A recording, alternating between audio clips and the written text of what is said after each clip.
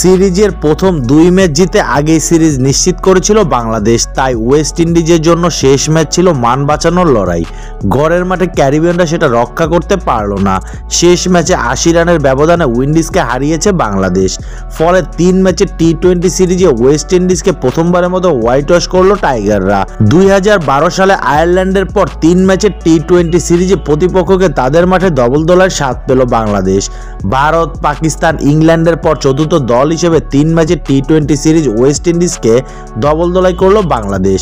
Saint Vicente টসে জিতে আগে ব্যাট করতে নেমে নির্ধারিত 20 ওভারে 7 উইকেট হারিয়ে 189 রান সংগ্রহ করে বাংলাদেশ।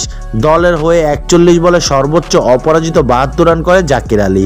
জবাবে খেলতে নেমে 16 ওভার 4 বলে 109 রানে অল আউট হয় ওয়েস্ট ইন্ডিজ।